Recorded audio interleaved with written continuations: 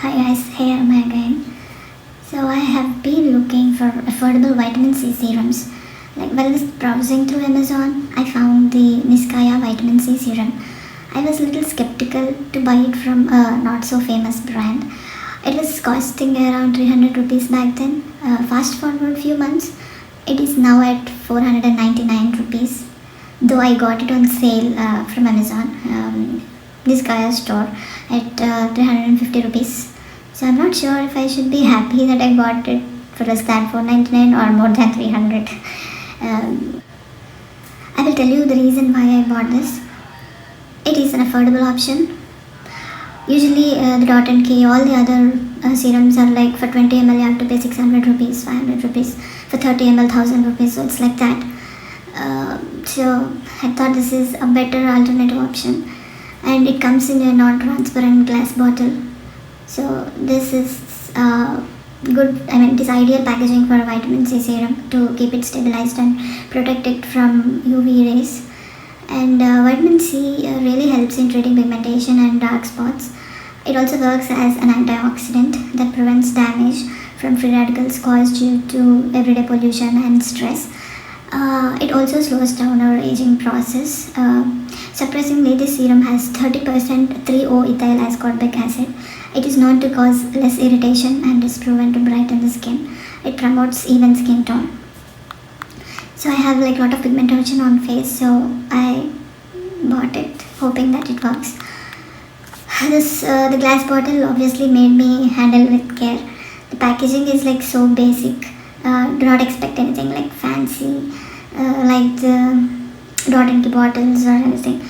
I was expecting the dropper to be a little faulty looking at the condition of this bottle, but it works just fine. Not at all like the Dermaco serums.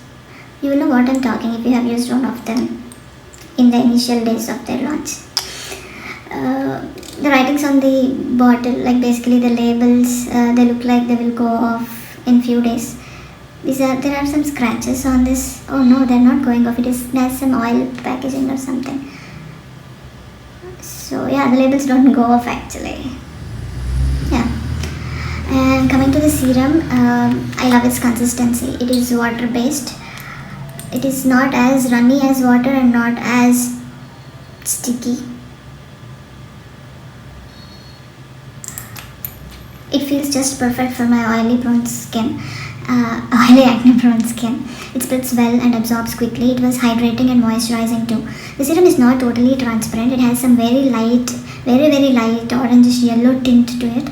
It might be due to all the extracts. We will never know. I did not get any reaction by using this. I did not see any immediate results also. There is no strong smell. Even if you smell something, it must feel like that sweet citrus smell and not something that should bother you. And coming to the ingredients, it has almost mentioned all the ingredients on the bottle itself. The ingredients look promising. There are extracts like kakadu plum, turmeric hydrosol, which contribute to the antioxidant benefits. I personally like kakadu plum extract. It seems to work very well on me. The products with this extract are like frequently seen in basically vitamin C serums, and it improves the skin texture as well. So the serum already has sodium hyaluronate. There is no need to buy a separate sodium hyaluronate serum or any other hydrating serum slash toner or anything. If you have this, that's it. Your hydration step is almost done along with this potent vitamin C benefit. So there is only one preservative, ethyl hexylglycerin. Usually it is a helper for other broad spectrum preservatives like phenoxyethanol, but let's see if I can really stop this water-based serum from going bad. However, I am planning to complete it faster just to not waste those 350 bucks that I spent on this. So after using for a few days, this is what I think. I still love using this serum. However, when there is high humidity, I feel it to be a bit sticky and made my face look dull. Coming to the results, I did not see any drastic changes, but I can say it is working. My skin is even more toned now, and it is not as dull and as lifeless as before. The serum did not oxidize, it did not go bad either. The 30% was not irritating on my skin. I have been using it day and night sometimes. I almost wear it during day. I mostly wear it during day under sunscreen.